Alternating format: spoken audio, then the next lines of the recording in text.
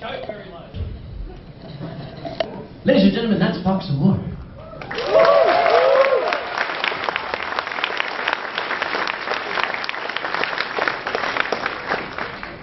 I'm Uncle Kage.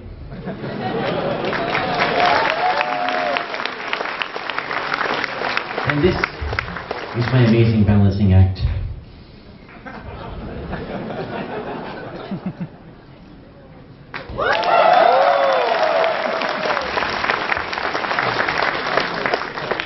And this is because I have been known to spill wine on the stage, so I have here the spill-proof wine glass.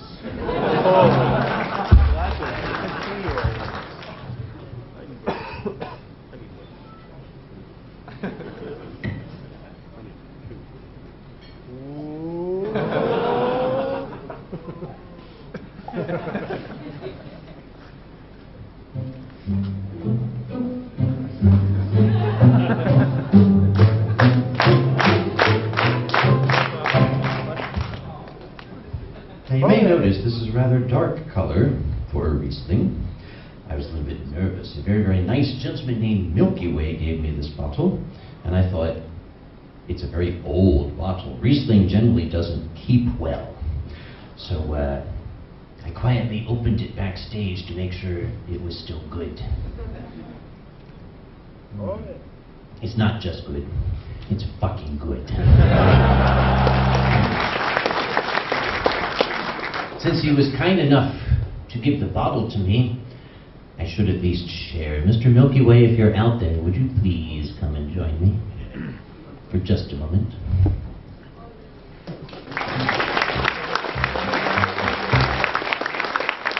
Thank you guys.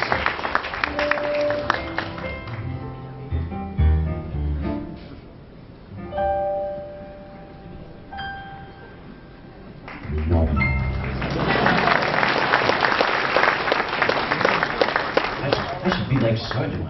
Thank you again. I'm going to try to make this not suck. Also, we need to move. Oh, before I forget, there was wonderful Dragnaros out there who make sure I don't fall over at night. Take that to him, would you so be so kind? Thank you very much. All right, and Mr. Amor, somebody brought this up for you. I don't know if this is the kind of thing you were looking for or not. And he said,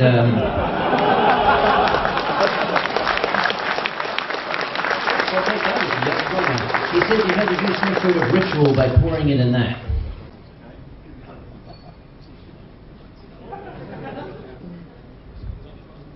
No? I don't trust you because you're Scottish. There is something that was said of the folks in the British Isles. I think my grandmother taught this to me.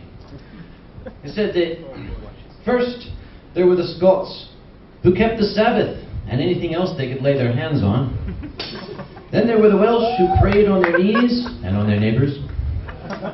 And then there were the Irish who never knew what they wanted but were willing to fight for it. And lastly, were the English who consider themselves a self-made nation, thus relieving Almighty God of a terrible responsibility. I don't know, that really knocked him dead in Britain. Anyway, basically what I do up here, is, for those of you who don't know, is basically they give me a bunch of wine, and I'm grateful to Milky Way for this amazing stuff, and I just basically keep putting it into my body until my body ceases to function and collapses in a heap and gibbers on the stage here. Fox would do that too, but as I said, he's Scottish, they've got very strong bones. Even when he has drunk himself into a stupor, his fingers will still be moving on that keyboard. Challenge accepted.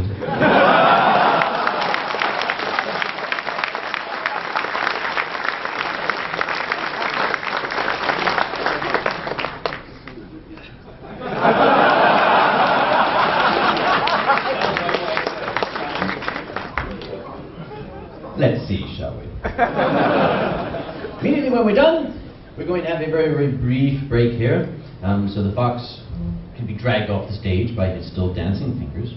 And then I'm going to ask to the ranting griffin if he is not already passed out because he's lightweight. to join me. Not even a squawk out of him. I never imagined him to be such a pussy. Well, no, I can shave my hair. You'd have to. You? No! It's been done before. All right. So basically, I get up here and I make noises with my face. So the face noises will commence right now. Hi. Hi. Good night. Okay. Of late, since I was last here, as a matter of fact, there's been a lot that has happened. All of it horrible. Some of you may know that having lived in the great state of Pennsylvania in the United States for most of my life, I have since moved to the state of North Carolina, which is down in the south, the southern part of the USA, where people are polite, if not overly intelligent. I bought a very, very beautiful condominium down there, gorgeous place, home sweet home. And I moved in. I was having a very, very happy time of it. It's very warm in the southern United States, so I didn't pay attention to any sort of heating. And then as October came in, I started to notice it was getting a little chilly in there. So I said, I shall simply turn on the heat. So I did. And I realized it wasn't exactly getting very warm. In fact, the air coming out of the ducts was very, very cold. So I called the company who has the warranty on my home, whose job is to fix things like this. And I called them up and I said, hey, my heat's not working. Fix it. They said, we'll send someone. Well, they did all right. There was a knock at my door one day, and there was old Smilin' Joe. Smilin' Joe is what we call a good old boy. He came in my place. He said, how you doing there, Mr. Conway? Let me look at the other here, heat, right? Yeah, those sound like the notes for my heating. All right. Oh, man, look at that. Have a look at this here, Mr. Conway. I'll see what your problem is. Seems like your automatic flip-flop overdrive has become inverted in here, and it appears the masturbator circuit is not jerking the way it ought to be, and you're getting absolutely nothing out of the putz puller. I said, what? He said, the damn thing's broken. I said, well, can you fix it? He said, nope. You're going to have to replace the whole thing. But I'll tell you what, I'll bring in something I could patch it up with, maybe some bale and wire and a few night crawlers or something, and we'll just put it back together for you. I'll be back here tomorrow night at 6. Well, tomorrow night at 6 came. I never saw Smilin' Joe again. So eventually I called the home warranty company back and I said, okay, I have an idea.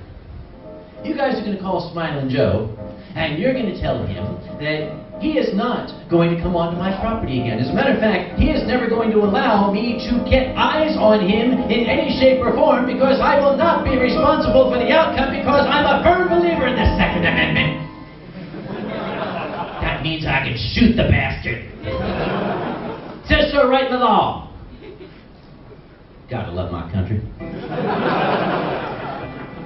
Oh.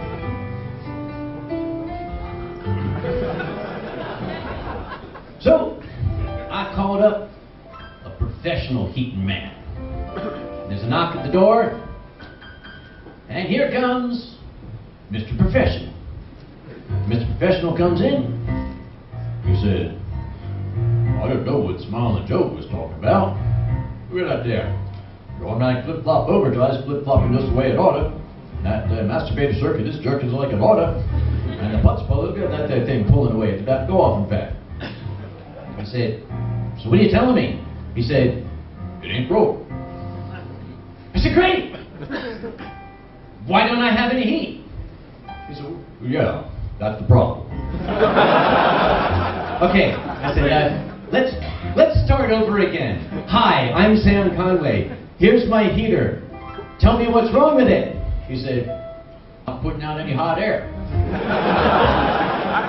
genius. Sheer unadulterated genius. You didn't get anything past this guy. I said, beautiful. Can you fix it? He said, nope.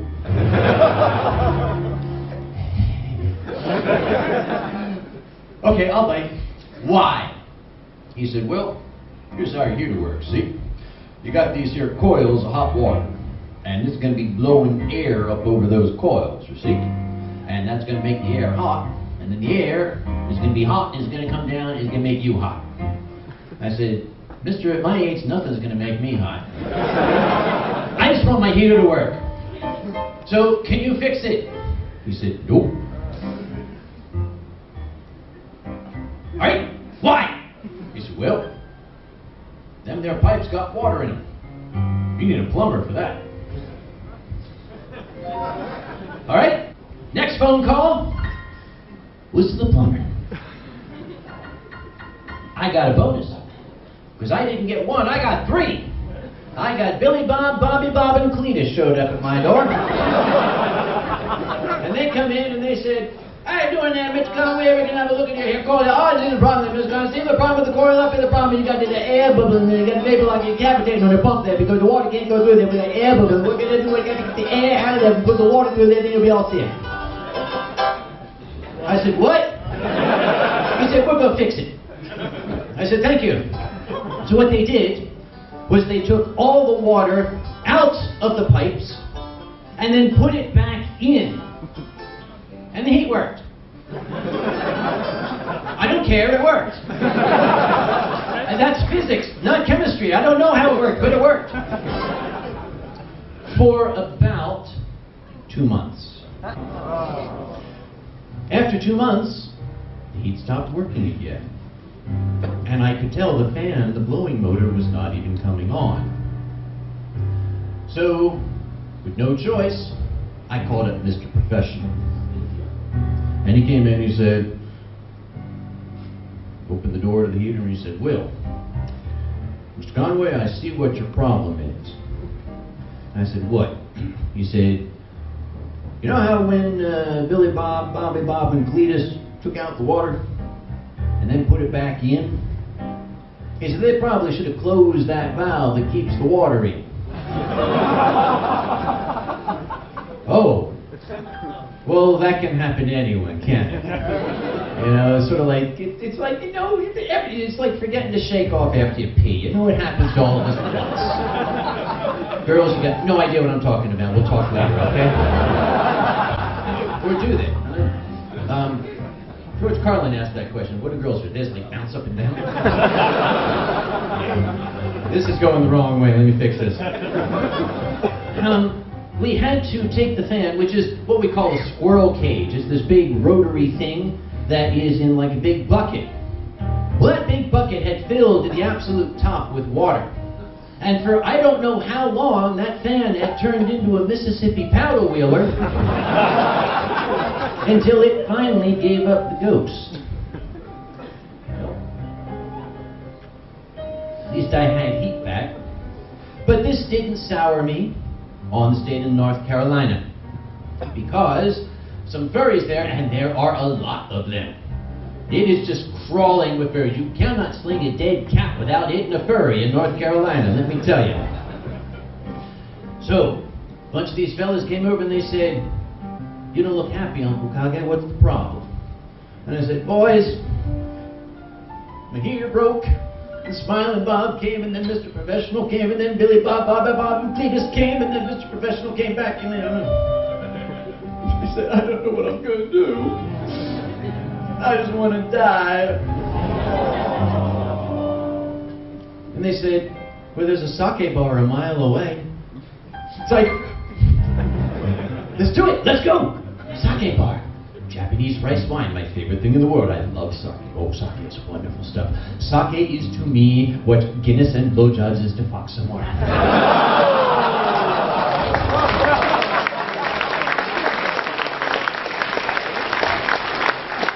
Cost your salt, there's no difference. Actually, it's great getting them in Glasgow because they've got no teeth. Fox and more, I love that. So, They took me out to the sake bar to cheer me up. This was going to be great. We went out to the sake bar, and I walked in the door, and this very handsome Asian gentleman walked up to me.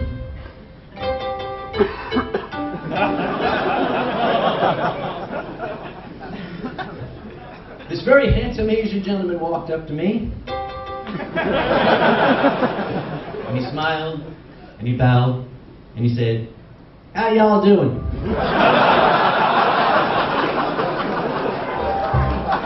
And I looked at the guys, and they just... All right. "You have sake, don't you, Mr. Asian gentleman?" He said, "Yes, sir, we got both kinds. We got hot and cold."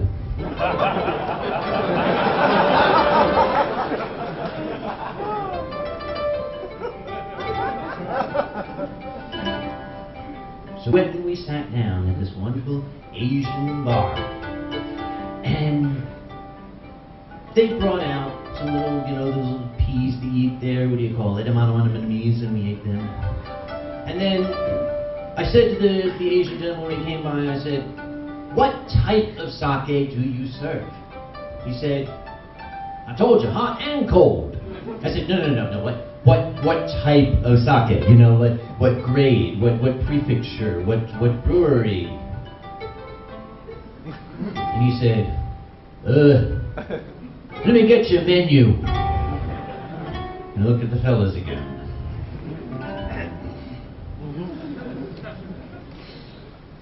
But I didn't hate them yet. Because he brought me the menu. They had exactly 4 kinds of sake.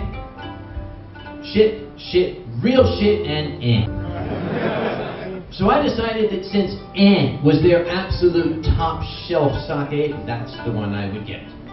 Please give me a glass of So he walked away, and I looked at the fellows, and they're all just sitting there.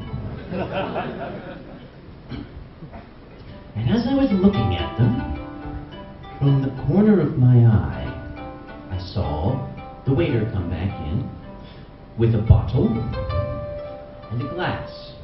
And something didn't look right. And I turned, and as he was just about to pour the sake, I said, "Stop. Why is there a cucumber sticking out of my sake glass?"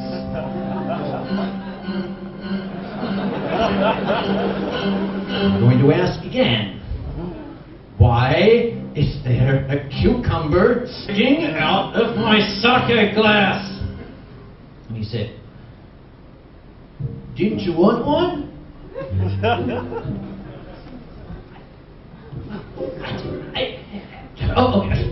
Okay. Work with me here, okay? Imagine this. Picture, if you will, that I walk in to the finest restaurant in Paris, and I say, "Good morning, garçon. Yes, my usual table, please. Kindly bring along a glass of Saint-Emilion 2001, please. Oh, and would you be good enough to put a dead trout in it for me? Maybe filter it through an old jock strap a few times."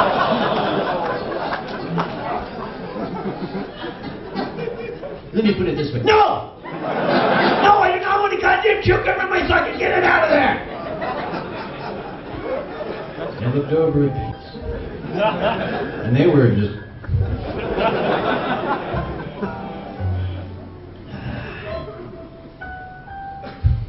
But even that could not spoil my mood, because having moved very recently to North Carolina and taken a new job, a new home, and everything, I had done a quick calculation.